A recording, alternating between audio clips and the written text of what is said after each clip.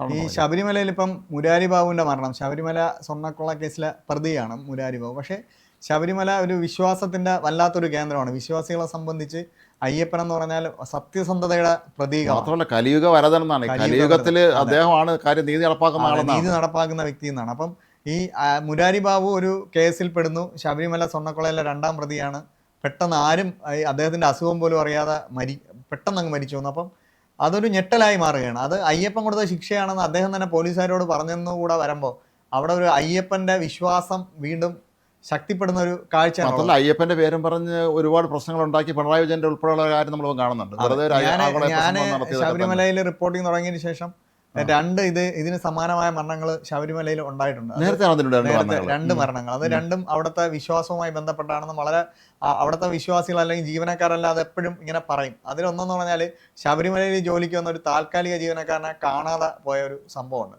ആ ജീവനക്കാരന് എന്ത് സംഭവിച്ചു എന്ന് ഇപ്പോഴും അറിയത്തില്ല.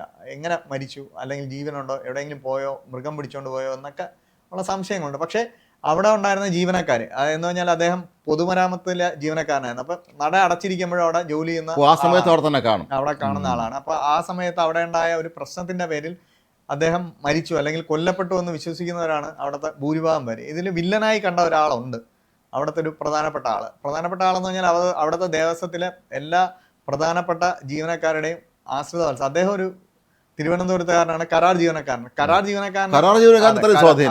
ജീവനക്കാരൻ എന്നതിലുപരി ഈ എഒയുടെയും അഡ്മിനിസ്ട്രേറ്റീവ് ഓഫീസറുടെ എക്സിക്യൂട്ടീവ് ഓഫീസറുടെയും ഇവരുടെ എല്ലാം വളരെ വേണ്ടപ്പെട്ട ആളായിരുന്നു. ഇവരുടെ സമ്പത്ത് സംരക്ഷിക്കുക, അങ്ങനെ അദ്ദേഹത്തിന് അവിടെ ഒരു വലിയ റോൾ ഉണ്ടായിരുന്നു. ഇയാളുമായിട്ടുള്ള പ്രശ്നത്തിന്റെ പേരിലാണ് ഈ ജീവനക്കാരനെ കാണാതായതെന്നോ മരിച്ചതെന്നുള്ള അഭ്യൂഹം ശക്തമായിരുന്നു. അദ്ദേഹം ഈ പത്തനംതിട്ടക്കാരനായ ഇയാളെ കാണാതായപ്പോൾ ഇദ്ദേഹത്തിന്റെ കുടുംബം ഒരുപാട് സമരങ്ങൾ നടത്തി, ഒരുപാട് സമ്മർദ്ദം ചെലുത്തി. അങ്ങനെ ഇത് പോലീസിന്റെ പല ഘടകങ്ങൾ ഇത് അന്വേഷിച്ചു. അവസാനം ക്രൈംബ്രാഞ്ചിന് പോലും ഈ തിരോധാന കേസിന്റെ അന്വേഷണം വിട്ടു.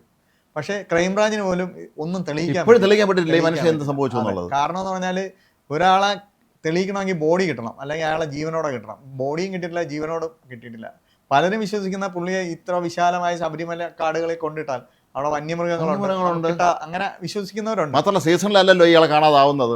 അതെ, എന്തായാലും ഈ കുറ്റപത്രം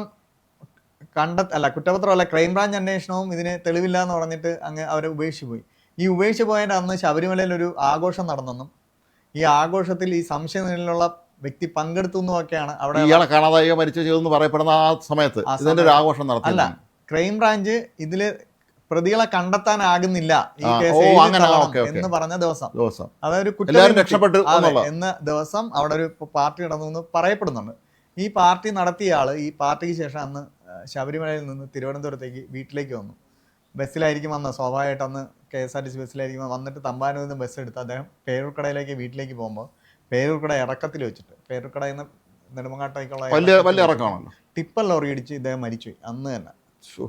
സത്യത്തില് ആ മരണത്തിന് പിന്നെ പോലും 2 കാര്യമുണ്ട്. ഒന്ന് അയ്യപ്പ കോപമുണ്ട്, 2 ദുരൂഹമാണ്. ഈ അയ്യപ്പന്റെ ഒരു ഇടപെടൽ അതിലുണ്ടെന്ന് അവിടെയുള്ള വിശ്വാസികൾ ജീവനക്കാരെല്ലാം ഇപ്പോഴും ആ മരണത്തിൽ വിശ്വസിക്കും. ഫലത്തില് ഇതും കൂട്ടി 3 മരണമായി മുരാരി ബാബു. പിന്നെ ഒരു മരണം എന്ന് പറഞ്ഞാല് അത് ശബരിമലയിലെ ഇത് മുരാരി ബാബുവിന് സംഭവിച്ചതിന് സമാനമാണ്.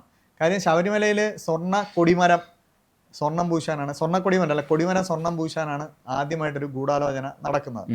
അന്ന് മുരാരി ബാബുവിന്റെ ദേവസ്വം ബോർഡിലെ ഗുരുനാഥനായ ആള് അവിടെ ഉദ്യോഗസ്ഥനാണ്. അദ്ദേഹത്തിന്റെ കാർമ്മികത്വത്തിലാണ് ഈ കൊടിമരത്തിന് ചെറുതായിട്ട് കേടുപാടുകളൊക്കെ ഉണ്ടാക്കുന്നതും. തന്ത്രി പോലും അറിഞ്ഞിട്ടില്ല. അന്നത്തെ റിപ്പോർട്ടുണ്ട്. ദേവസ്വം ബോർഡിന്റെ ഒന്നും അനുമതി ഇല്ലാതെ അത്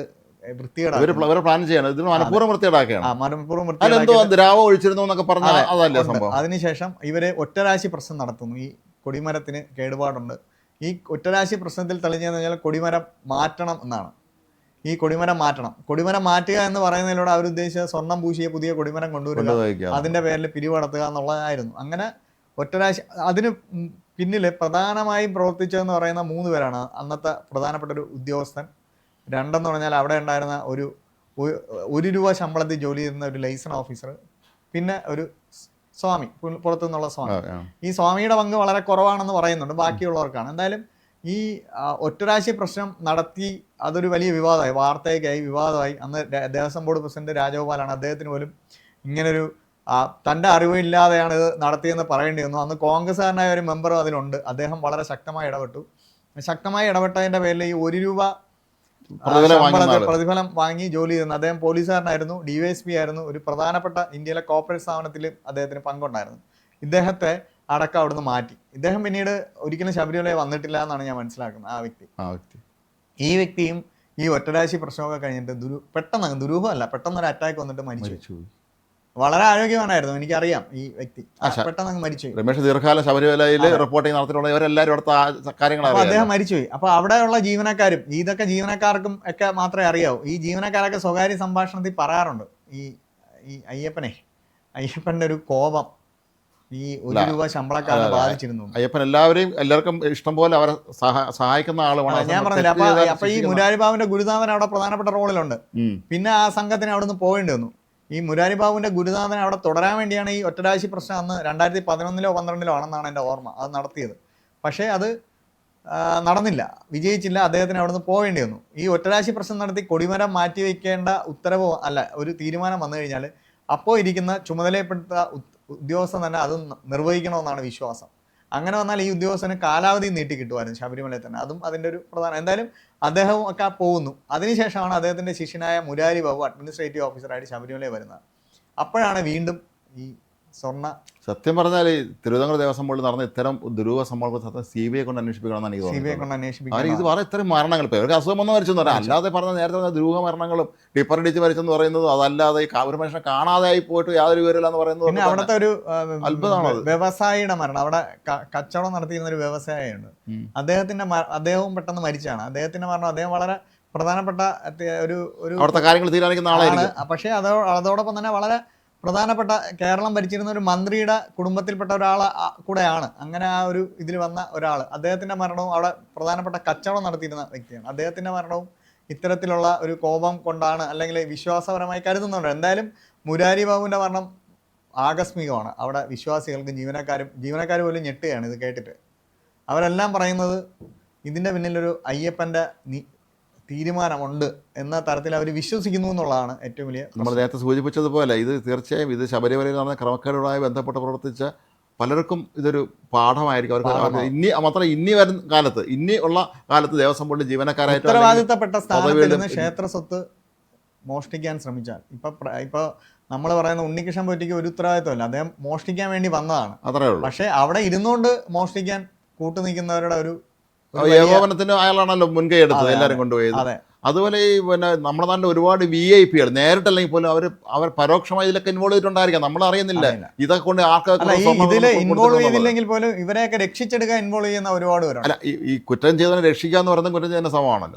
അപ്പൊ ഈ രാഷ്ട്രീയ നേതാക്കന്മാർ വലിയ പദവിയിലിരുന്നവരും ഒക്കെ തന്നെ അവർ പലരും ഞെട്ടുകയായിരിക്കും. ഇപ്പൊ തന്നെ ഈ പ്രത്യേക അന്വേഷണ സംഘത്തിൽ 2 ഉദ്യോഗസ്ഥന്മാരുണ്ടായിരുന്നു. ഒരു ഉദ്യോഗസ്ഥൻ ഇപ്പം പ്രധാനപ്പെട്ട ഒരു ഉദ്യോഗസ്ഥൻ പെൻഷൻ പറ്റി പോയി, മറ്റേ ഉദ്യോഗസ്ഥന്റെ ചുമതലയിലാണ് ഇപ്പൊ. എങ്ങനെ കുറ്റപത്രം സമർപ്പിക്കണമെന്ന് പോലും അദ്ദേഹത്തിന് ആശങ്കയുണ്ടെന്ന് ഇന്നലെ ഞാൻ ഒരു സുഹൃത്തിനോട് സംസാരിച്ചപ്പോൾ പറയുകയുണ്ടായി. കാര്യം എന്ന് പറഞ്ഞാൽ അന്വേഷണം ആദ്യഘട്ടത്തിൽ പൂർണ്ണമായി അട്ടിമറിക്കപ്പെട്ടു എന്ന് വിശ്വസിക്കുന്നവരാണ് കൂടുതലും. അതെ, അങ്ങനെ ഒരു വിശ്വാസം ഇരിക്കുമ്പോഴാണ് കുറ്റപത്രം കൊടുക്കുന്നതിന് മുമ്പ് തന്നെ ഈ കേസിലെ പ്രധാനപ്പെട്ട പ്രതി മരിച്ചു പോകുന്നത്. അത് വലിയ ഒരു കേസിന്റെ അങ്ങോട്ടുള്ള ഈ കോടതി നടപടികളൊക്കെ ഇത് ബാധിക്കാനുള്ള സാധ്യതയുണ്ട്.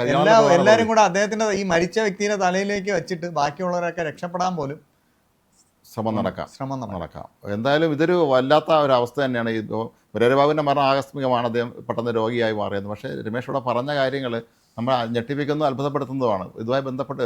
കാരണം എപ്പോഴും ധാരാളം സമ്പത്തുള്ള സ്ഥലങ്ങളിലൊക്കെ ഇത്തരത്തിലുള്ള കാര്യങ്ങൾ പലപ്പോഴും നടക്കാറുണ്ട്. പക്ഷേ എങ്കിലും ശബരിമലയിലെ മാഫിയവൽക്കരണം അത് അടിയന്തരമായിട്ട് മുരളീധരൻ ഇടപെടണം.